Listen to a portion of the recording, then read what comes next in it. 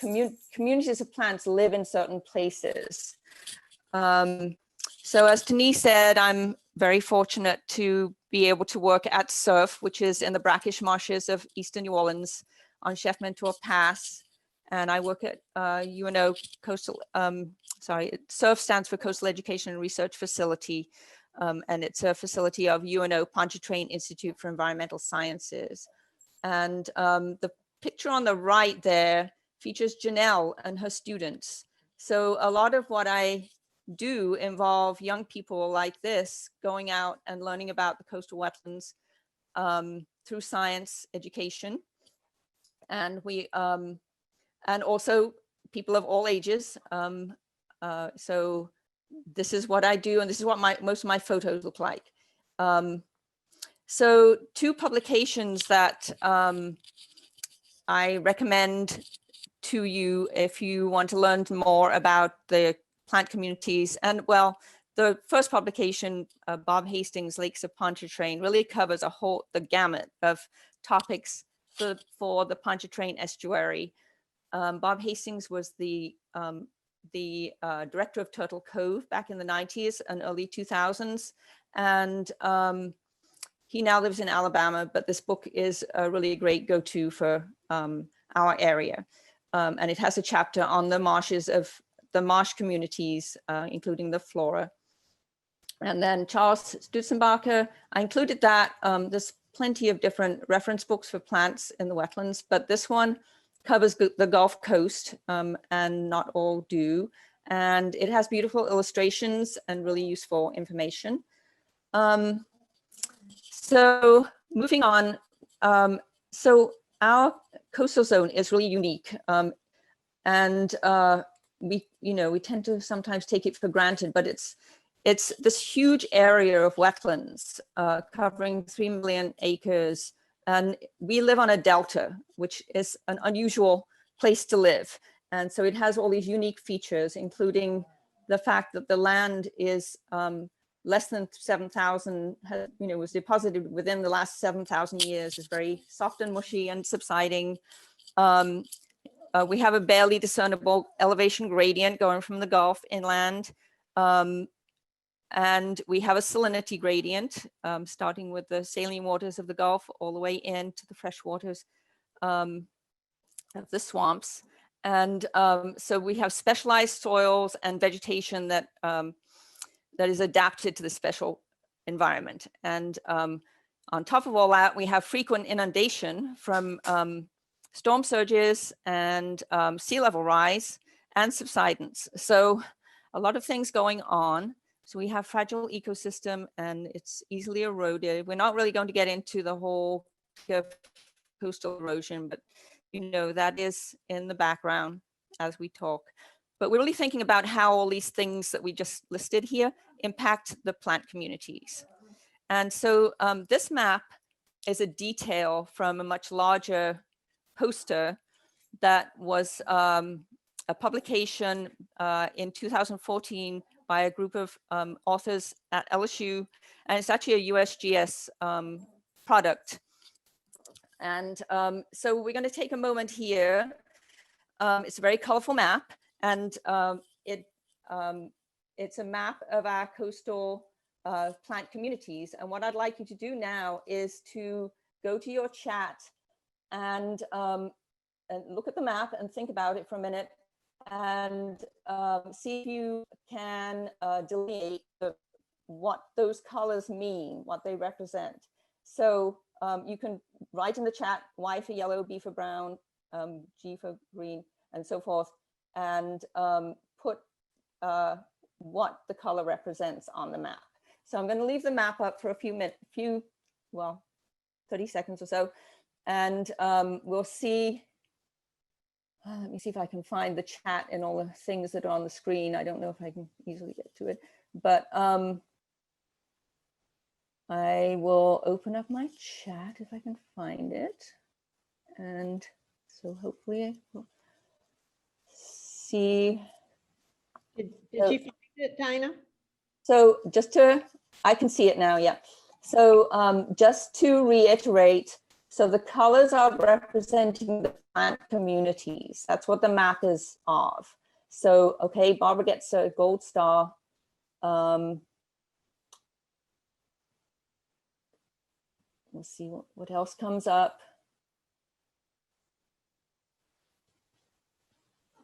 So far, Barbara has the gold star. I'll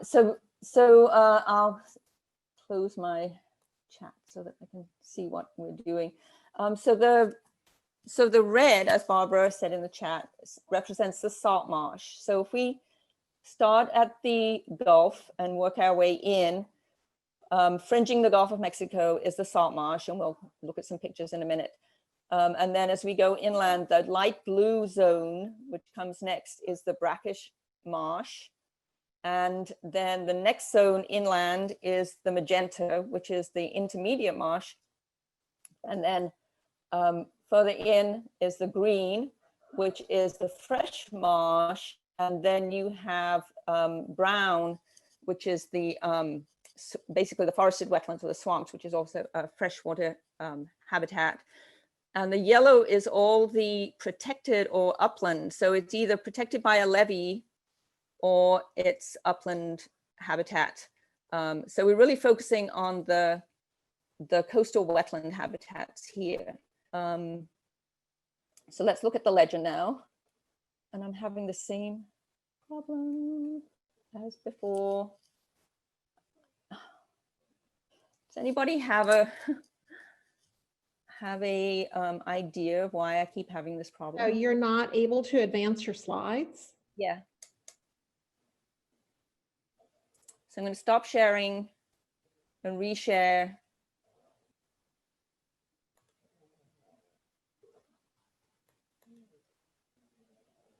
And then see, no.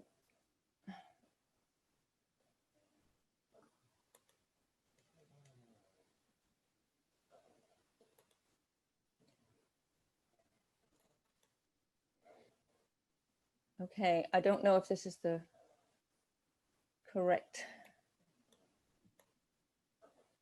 thing that we're supposed to, the correct version.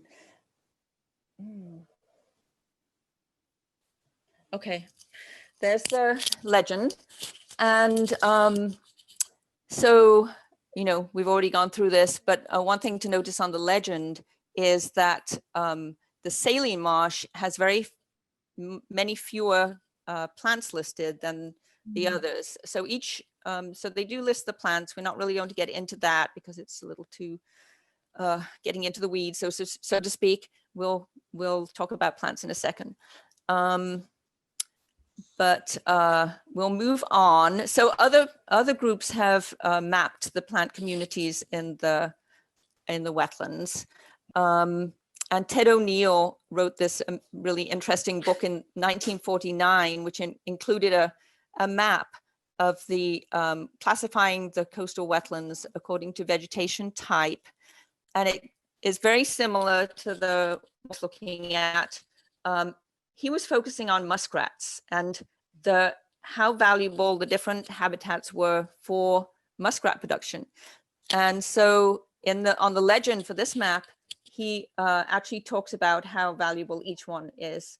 So the dull green that we see here, so this is the New Orleans Land Bridge. This is where CERF is, by the way. This is Chef Pass. So that is delineated on his map as leafy three-cornered grass or cocoa marsh. And he says that it's like the second best habitat for muskrat. So then the other habitats that he has listed out there are salt marsh is the yellow. The blue is the freshwater floating marsh. And if you haven't been to a floating marsh, it's quite an experience to try to travel across, but also very fascinating. And then the gray are the fresh marshes that are not floating. So this was in 1949, but things have not changed that much, surprisingly.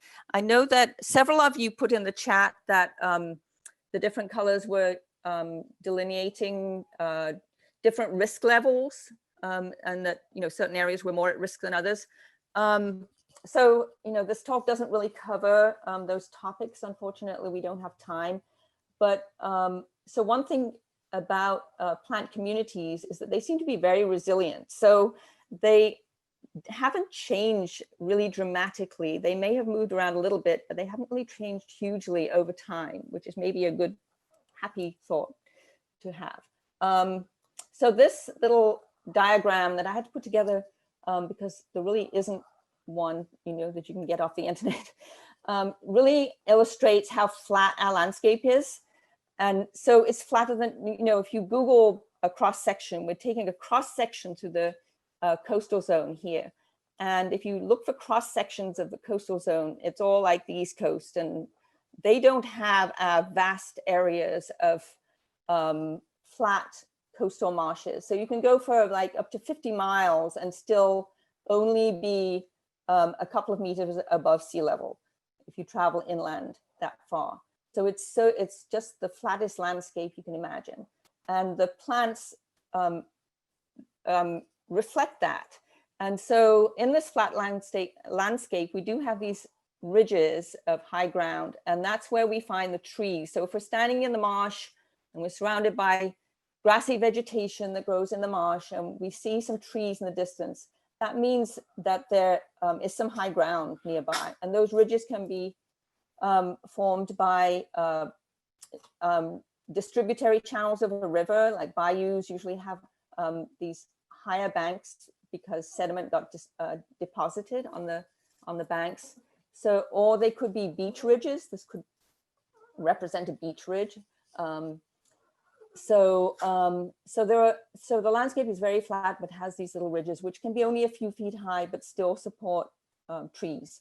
And then far inland, we have our swamp vegetation, which is woody vegetation. So the other things on this map, we're going to get into the salinity ranges. We'll talk about that in the next slide. The other thing to think about is that we have very small tides. Gulf of Mexico is microtidal, less than a foot difference. But we have all this frequent coastal flooding. So we can have a 3 foot of coastal flooding without having a storm, that has a name. It could be just a strong wind from pushing water from the Gulf of Mexico, and it could flood all of this flat marsh.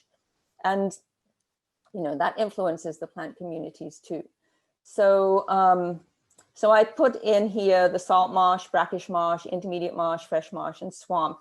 Those are not very accurate. They just, represent how they would be laid out as you go across a cross section from the Gulf to inland. So just to summarize some of these things that we're thinking about in terms of the plant communities, we've got the saltwater gradient going on. So fresh water is coming, down rivers, flowing, draining off the land and meeting the salt water of the Gulf of Mexico. And there's this dynamic pushing and pulling going on all the time. Sometimes the fresh water is dominant, sometimes the salt water is dominant. So that can influence where these zones of different plant communities are. And then if you're standing in the marsh and looking at the plants, they have their roots in the soil. So they're experiencing if the salt in the soil, that is what the plants are experiencing, not the surface water salinity. So if we measure the surface water salinity, we may not get the true picture. And the plants are expressing their experience of the soil salinity conditions. And salt stress means during the course of the year, the salt content can change, but usually they're responding to the higher salinities of any one year. So if you have a long period of freshwater conditions, which we've been having up till recently, the plant community composition is going to change to fresher plants that like fresh conditions. And if you have long periods of drought or saltwater intrusion, you will get a change in the plant composition where you get saltier loving plants. So freshwater conditions, you have more species enjoying that because there's less stress, but there's a greater competition between the plants. And in saltier conditions, there are very fewer plants that can survive the conditions, that are adapted to survive the condition, because those salt conditions are very stressful. So this is a well-used little handout we've used many times over the years. Bob has used it in his classes since goodness knows when. And he put this together using Shabreck's data. So Shabreck was one of the people who did a ton of work on the plant communities of coastal Louisiana. And he also created maps. And I forgot to mention how the data for the map that we looked at was collected. It's really quite fascinating. So Shabreck did the same thing, and then the LSU group did the same thing.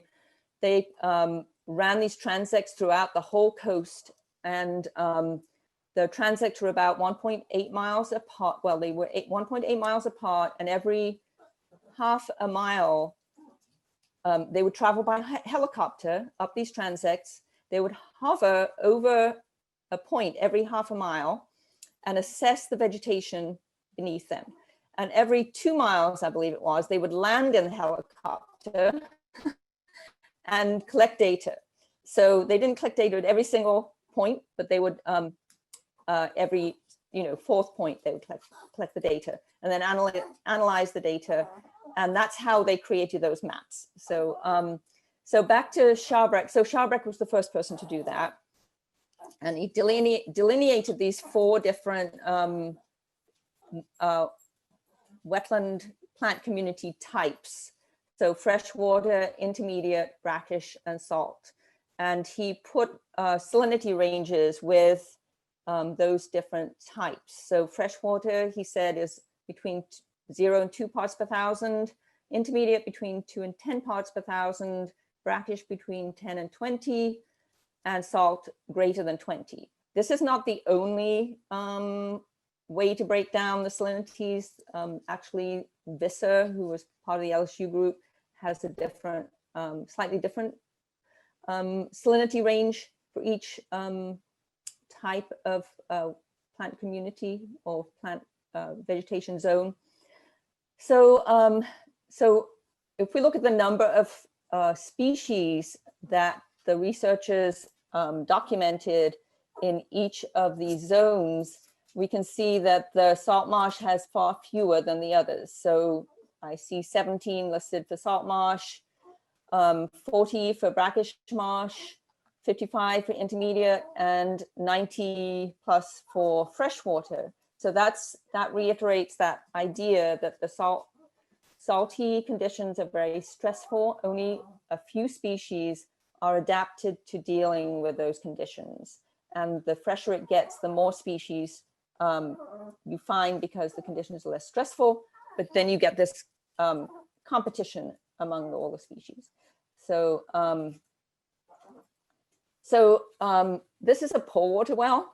And so measuring soil salinity, this is one way, a simple way that you can get a sample from soil.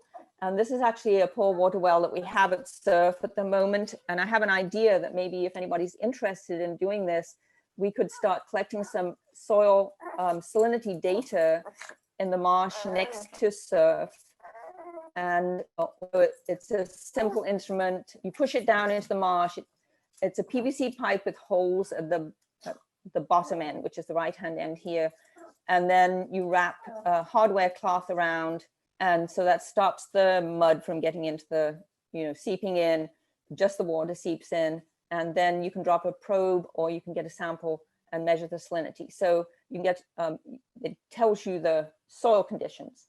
And we can build more of these because they're a simple instrument. So it might be a fun project that I have an idea that maybe we could do.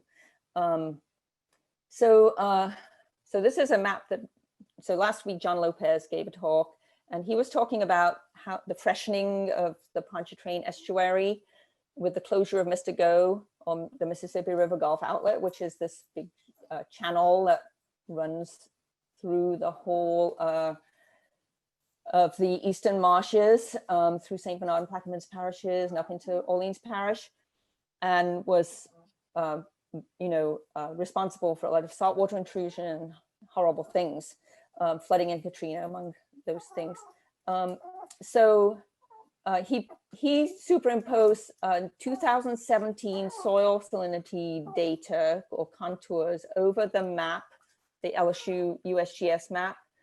And so the map is that we see a 2 and a 6 here, but this is brackish marsh. And we just said that brackish marsh is usually between 10 and 20 parts per thousand. So what he was showing with this map is that we have fresher than usual conditions, and he was attributing that to the closure of the Mississippi River Gulf outlet.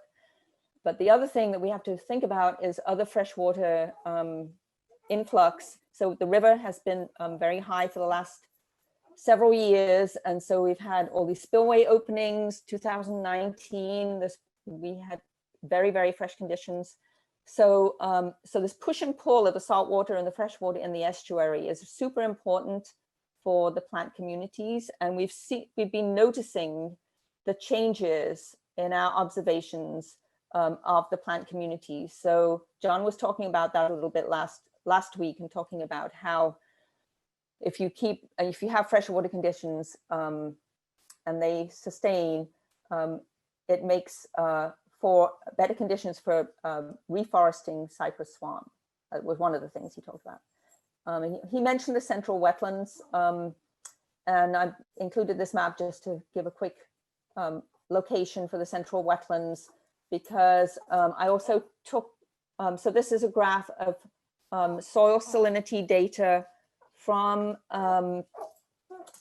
this website, which is the Coastwide Reference Monitoring System, which is there are hundreds of stations across the coast where you can get a lot of data, and you can get the soil salinity data. So I just graphed average annual soil salinity for this one station, which is just to the east of the central wetlands.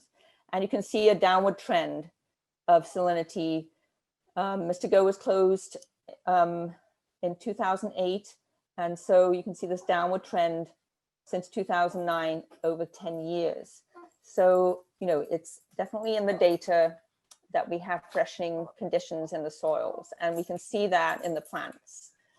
We're now going to take a little tour and start looking at some plants, which is what I guess we are here for. We're going to visit the places that the Greater New Orleans Master Naturalists go to on for their workshops. And so one of the places, so we're going to start out back down at the Gulf of Mexico, and one of our workshops is at Grand Isle and Elmer's Island. So if you're driving to Grand Isle, you will drive down Highway 1 and down Bayou Lafourche. And this is the kind of scenery that you will pass through.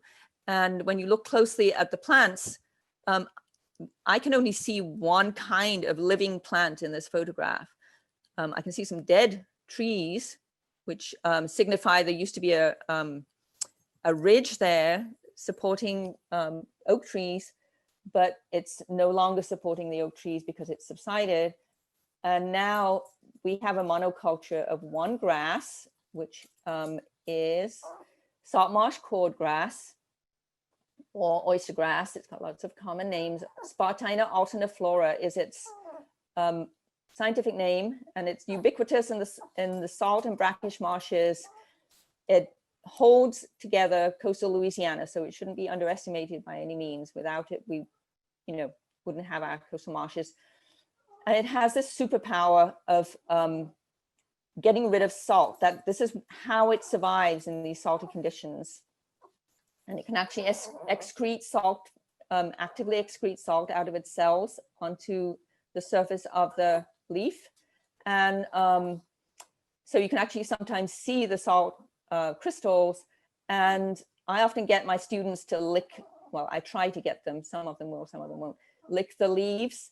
And that's always a fun thing to do. And they can usually taste the salt on the leaves. So, so now we're down at Elmer's Island, and this guy is Andrew Barron with Bitnep, and he's talking about another plant that has a superpower for living in very salty conditions, and that's black mangrove. And it also can excrete salt from its leaves. And it has these pneumatophores, which are these aerial roots, which enable it to live in very anoxic conditions and still get enough oxygen. They may have other functions too. They're one of those kind of mystery structures. But another really fascinating plant. It is not tolerant of. It's really a tropical plant, it's a subtropical plant, I guess. But it's Grand Isle area and our coastal zone, our extreme Gulf fringe is its northernmost. Is at its northernmost range. So we would not be able to grow any black mangrove in the Pontchartrain Basin, for example. It wouldn't survive. And so here's another picture of Elmer's Island. And we also see plants like sea purslane, which are really succulents, and they have adaptations for retaining water and surviving in salty conditions by storing water in their fleshy leaves. So there's Bob Thomas leading a group at Elmer's Island talking about the lagoon. So we're moving inland here. This is the Brackish Marsh and Lake St. Catherine, which is on the New Orleans land bridge. It's not too far from CERF, but I had to travel a little bit to get this kind of classic Brackish Marsh photograph. And there are only 4 species in this picture. And the one that stands out is this one, which is the very dark colored and very obvious. And it's called black rush or black needle rush. And we also have some of the salt marsh cordgrass on the edge. And then on the interior, we've got Spartina patens, which is the marsh hay cordgrass, which is really the brackish, it's the dominant species of the brackish marsh. So these two are Spartinas. They're both in the same genus. And we've got another Spartina in the distance here, Spartina sinusoides. So there are 3 Spartinas all together, plus this Juncus romerianus, which is black needle rush. And I'll show you a picture in a second. But if we go closer to CERF, and this is CERF in the distance here, this is where we can go canoeing on November 6th and 7th. That's the plan, is to go out in the marsh and make observations in canoes. And so here we can see a couple more species. It's a little bit more diverse. We still have salt marsh cordgrass, and it grows on the edges only. And we have marsh hay cordgrass and a few more species, and I'll get to what these are in a second. And we also have cattail in the background there. And usually, cattail is considered to be a freshwater plant. But actually this species of cattail is somewhat salt tolerant. And I'll show you a picture of the cattails in a minute too. So here's marsh hay or wiregrass, Spartina patens, the brackish marsh grass. It's pretty distinctive. It looks really different from its cousin, Spartina alterniflora. It's much smaller. It's got these delicate looking leaves. Its flowers are very distinctive, and it flowers in the summertime, whereas Spartina alterniflora flowers more in the fall. So, and these flowers are very distinctive in that they're very open.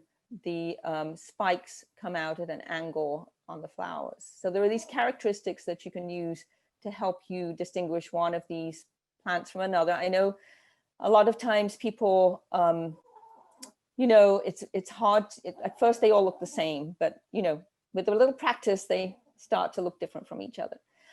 So here's black needle rush, and its standout characteristic is this very, very sharp needle point, as well as its dark color. And it has a round cross section, and that's important in a second. So if you cut through the stem and look, it has kind of a hollow stem and a round cross section, and it is a rush. So we have our little ditties, rushes around, right? I'm going to get to the other part of the ditty in a second. So this summer was really different from, well, you know, it was different. And the other thing that made it different was that I had some time to go exploring around. And so I went out in the marsh much more than normal, and I took a lot of photos. And these were taken in, well, the right-hand one was taken in May, the left-hand one was taken in July. So what do we have here in May in the brackish marsh? We have irises growing in the brackish marsh, which I had actually never seen that ever before.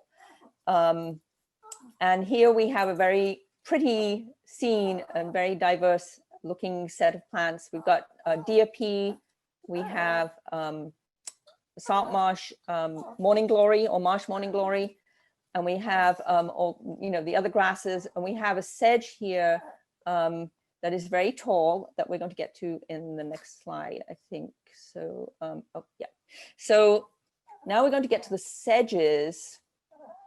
So hold that thought about these very pretty diverse plants and freshwater plants, because I'll show you that things changed later in the year. So the sedges have edges. And so if you cut a cross section through either one of these two, the stems of either one of these two plants, you will find that they're triangular. And this is the one that you saw in this photograph. The very tall plant sticking up is three-cornered grass. And it's also called three-cornered ratgrass, because that's the one that the muskrats like. And I guess it got that name back in the 40s when muskrats were very popular. It's a very simple looking plant. It has no leaves to speak of. If you look at this one, they used to be in the same genus. They used to be much considered to be more closely related than they are now. But this one has some similarities. It's got a triangular stem, but it leafy three square is very leafy. So we've got leafy three square. Its current scientific name is Bulbochanus maritimus. And we've got three-cornered grass. I know these names that can get really confusing.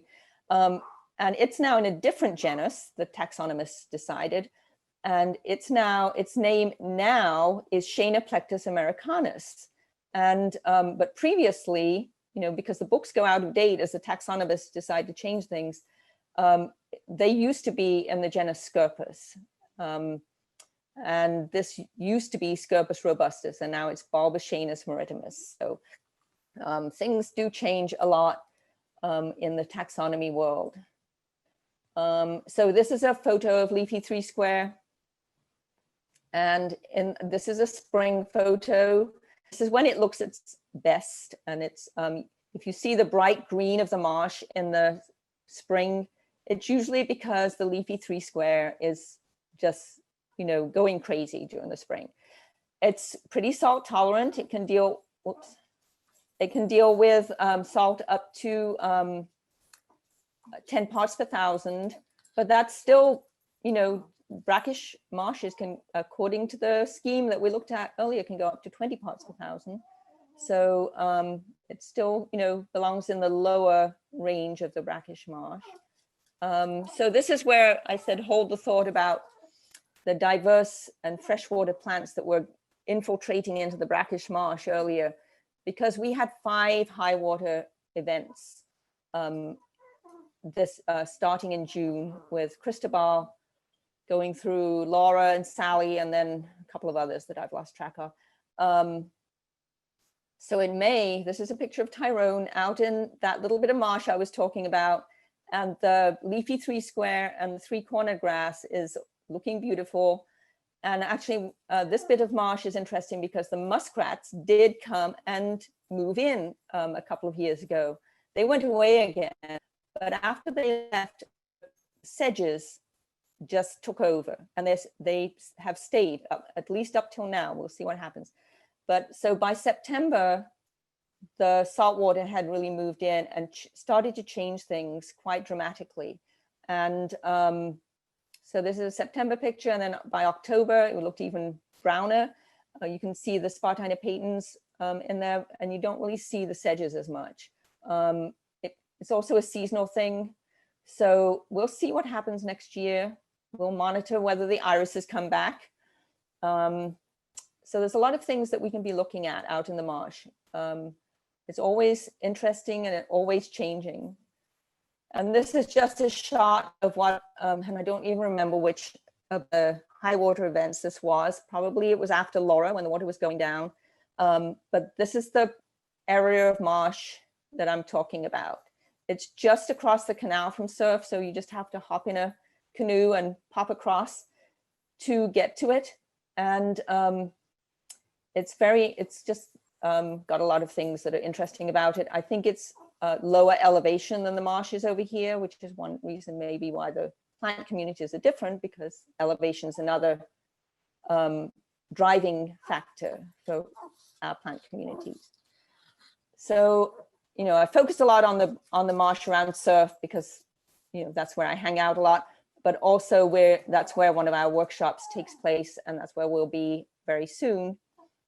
And we can talk about these things again with the people who are in the class, the 2 classes, the spring class and the this year's fall class. And then, so we're moving into Bayou Sauvage now, which is classified as intermediate marsh. Some people often refer to it as being managed as a freshwater marsh, but it's nearly always had salt in the soil. So the plants, you know, I often wondered, you know, why is there only Spartina patens growing here if it's freshwater marsh? But it went through some terrible times since Katrina. So there was 20 parts per thousand salt water dumped into this area by Katrina, and then it sat for a long time. So the soil was very salty. And then we had a drought in 2010. So things were going very badly. It was the little patches of marsh were turning brown and starting to shrink. And then things changed. Everything became more fresh.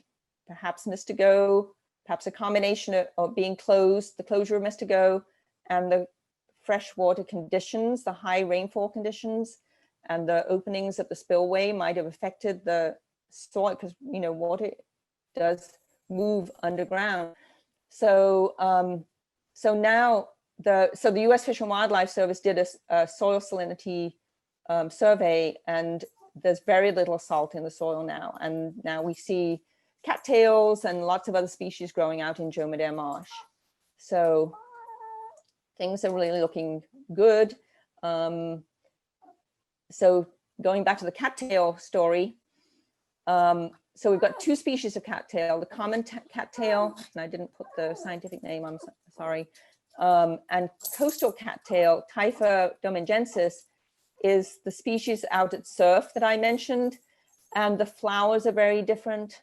So the flowers, this is the one that's salt tolerant up to 10 parts per thousand.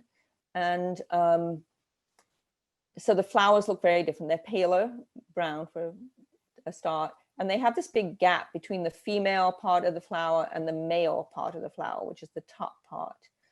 And it's really obvious in those flowers. And then this is the common cattail that has the female part and no gap between the female flowers and the spike of the male flowers. So that's how you tell them apart. But well, there are other ways, and you need to have the flowers to be able to do that.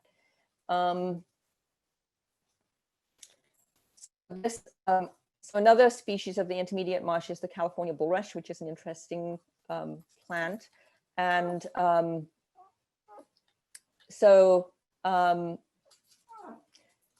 just realizing this is my old version because I changed the slide. So I hope we don't run into problems in a minute. So California bulrush is also tolerant of a little bit of salt, but not much. The really great thing about it is that it is happy to grow in shallow water. So it's used a lot for restoration projects. So it's been planted a lot. And actually I planted with a group of, I think 6th graders, this clump that grew well in Joe Madare Marsh. And then this is the area that Pond likes to talk about, where after Katrina, they had volunteers out at the end of the Ridge Trail, and they planted a few, like 200 plugs of California bulrush. And then they had this whole sea of bulrush growing, which obscures the view at the end of the trail. So you have to stand on the bench to get the view, but that's okay. California bulrush is a native plant, by the way. It is not, it's Schoenoplectus californicus. I had put the name on my most recent version. And its name is a bit misleading. It's not a West Coast, well, it may grow on the West Coast, but it is native to Louisiana.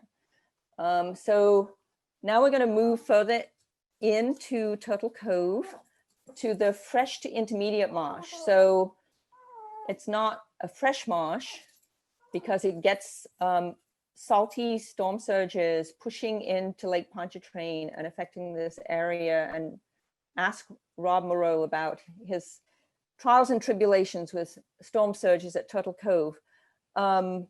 So there's likely to be some salt in the soil, but there has been this going on. So we have pretty fresh water plants out there at the moment. This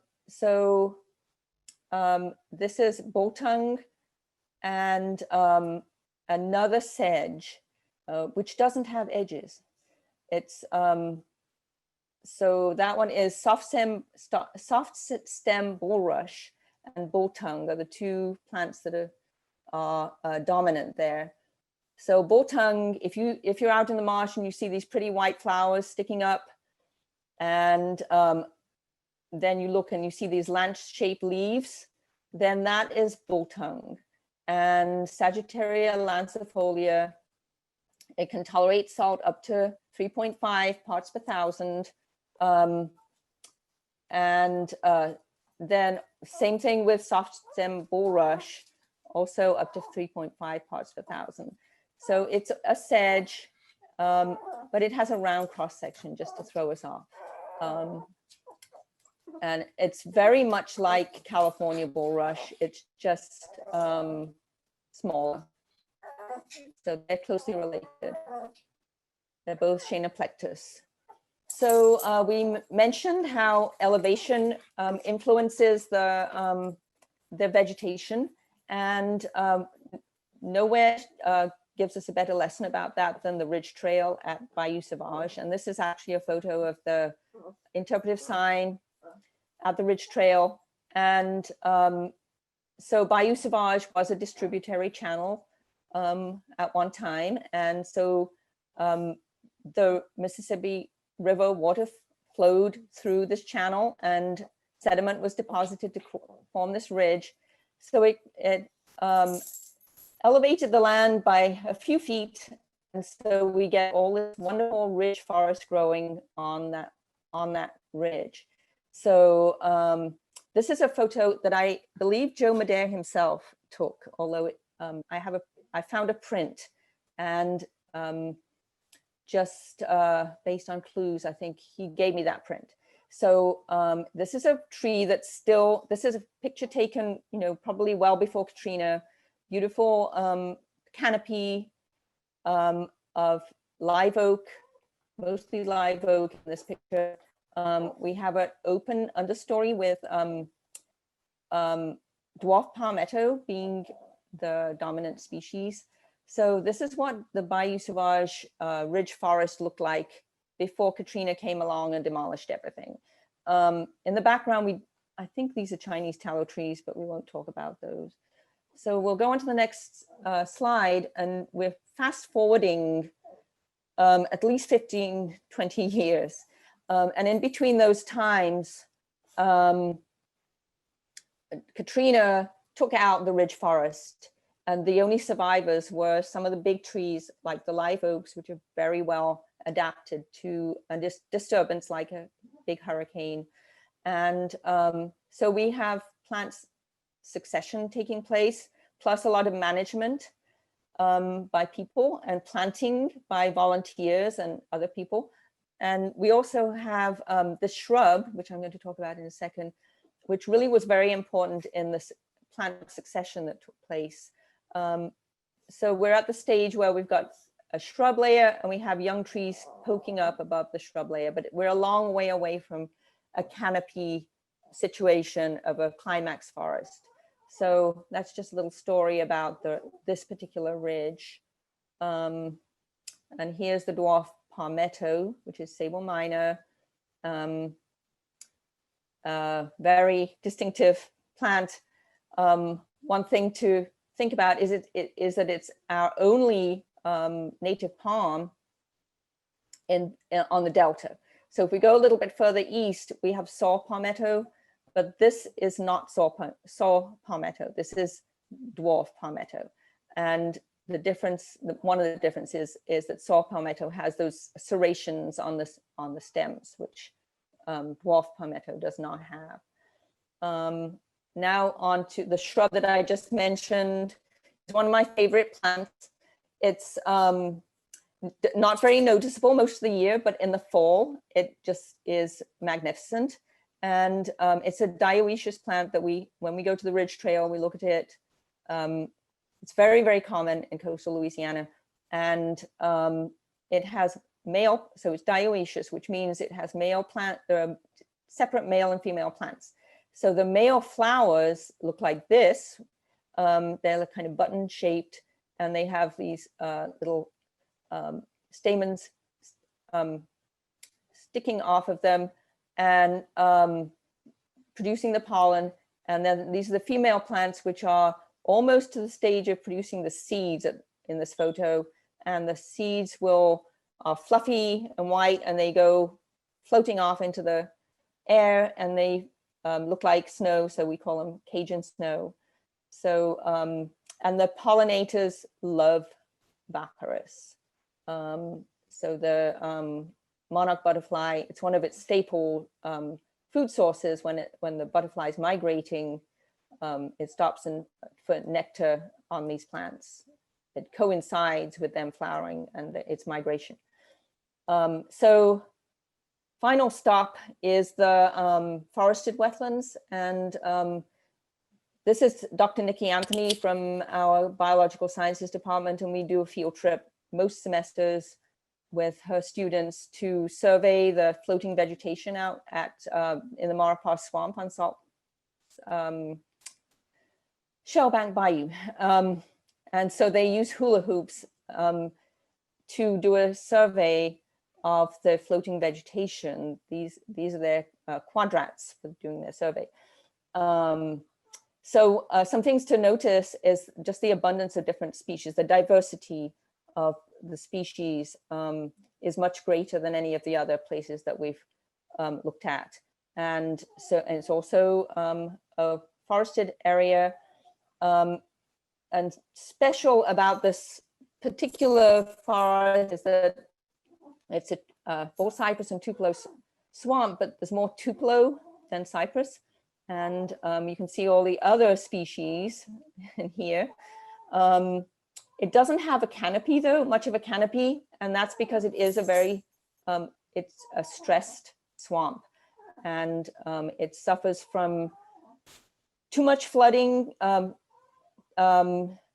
and a lot of different ailments. And Dr. Schaefer at Southeastern Louisiana University talks a lot about if we could get Mississippi River water flowing through the Maurepas Swamp, it would help this the health of the swamp a great deal.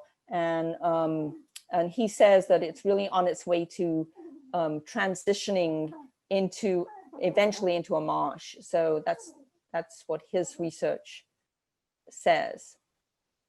So I'm almost to the end here, just some pretty pictures. So the salt marsh aster has been flowering the last week or so out in the brackish marsh, and it is just so beautiful, and it's one of my favorites. And then on the right, so that's on the left, and on the right is seashore mallow, which is its genus name is Kotskiletskia. It's a mallow, but it's not a hibiscus, and so that kind of throws everything off. But it's one of the prettiest plants out in the marsh. I would say maybe it is the prettiest. But don't forget seaside goldenrod, because it can definitely enter in the beauty contest at this time of year. And the pollinators love it too. And here's the female Baccharis with the seaside goldenrod. So that's all I have for now. So I hope that this was helpful for understanding our coastal marshes. I can unshare my screen, or how would you like to do that? Yes, so go on and stop sharing so we can see each other, and the participants are welcome to unmute yourself if you would like to ask a question directly. Dinah, I really appreciated starting at Grand Isle and moving up through all the workshops. That was a great, great overview. I had a couple of questions. First of all, as plants grow in soil that was once inundated with salt water, do the plants reduce the soil salinity over time? That sounds like a science fair question. Janelle and I have worked on many projects with students and their science fair questions.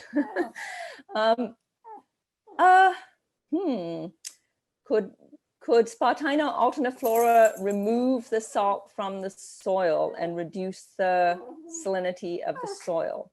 Yeah. I don't know. I don't know if anybody has investigated that, or there's many investigations I don't know about, so maybe somebody has. But definitely a good question. I don't know if anybody has heard, like Mary or any of the other folks who do research in the area have heard about anything like that. I think I might push one of our students we're working with this semester in that direction to see if they can measure it. My other question is somewhat related. So the place near CERF that you took the picture of the irises would have been inundated with salt from time to time, with salt water. Yes. And so do those iris rhizomes lie dormant, waiting for a period of fresh water to bloom? That's an excellent question too. And actually Tyrone and I have had a conversation about that recently. So one thing that may have happened, so we had that long spillway opening in 2019, which brought water into Chef Pass and into the canals and the waterways there. Perhaps it brought some iris seeds with it. Perhaps rhizomes were in the soil waiting for the right conditions. We don't know. So we're going to keep an eye on that little patch. I went the other day and I couldn't see any irises there at the moment, but the rhizomes are still going to be under the soil, so we'll see what happens. But we have had these several years now, 5 years, I believe, of fresh conditions. So it could be that it just was like a point, had got to the point where the irises could flourish, and so they took advantage. Right.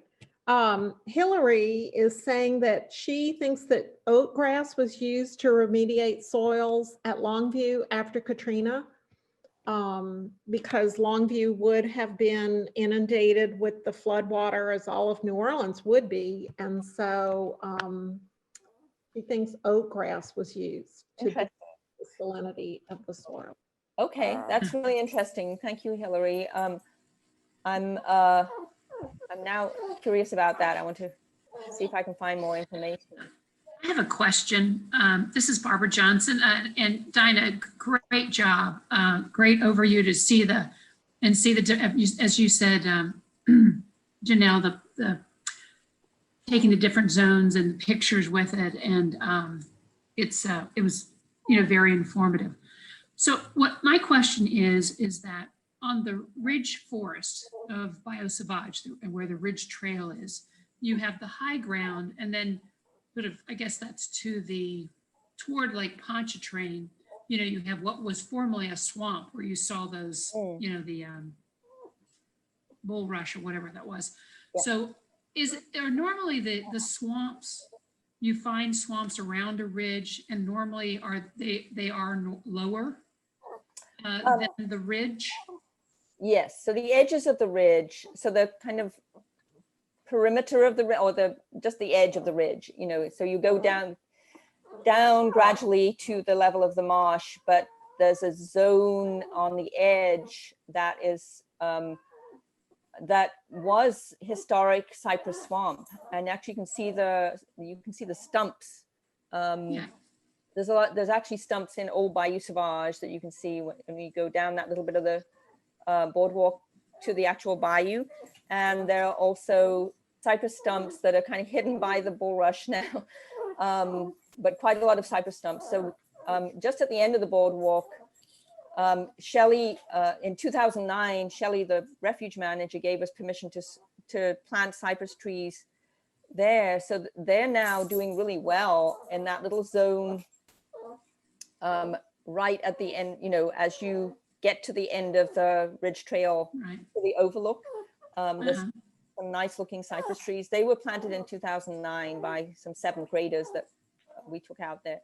Kind of put a date on them. And I didn't know if they do well or not because there was still salt in the soil at that time. But well, not all of them survived, but some did. That's great.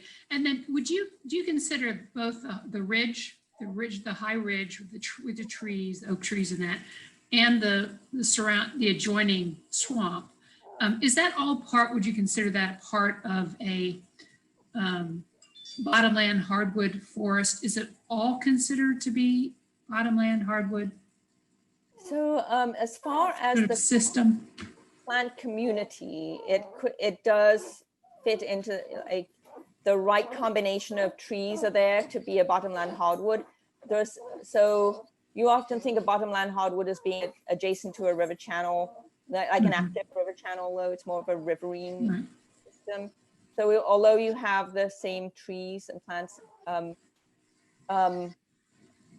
a lot of overlap, but we call it the ridge forest as opposed to a bottomland hardwood forest. Okay, thanks, appreciate it. It's no longer an active river. Right. So Dinah, I have a question about the BP oil spill from Amy. She wants to know if the oil itself and the chemical dispersants had an effect on the marsh grass in Grand Island, Elmer's Island. Yes. Again, that's some research that I need to go off and get some more detail to be able to give a lengthy answer. But the marshes were very much impacted by the oil that washed up along the edges of the marsh, and there were places where there was quite a bit of marsh loss because of the impact of the oil that was actually measurable. So so I don't know if you could go out now and actually see the impact because it's been over 10 years, but there was definitely an impact, and there has been published research done to quantify that. So you could probably look that up. Okay, are there any other questions? There are lots of comments. Dinah saying thank you for a great presentation, great pictures. Thank I had fun taking the photos and, you know, putting them together. So fortunately, I had a bit more time in the spring to go. Yeah. So, Yeah. so yes, well, thank you all. Thank you so much. Enjoyed it. Great job. Thanks. Bye.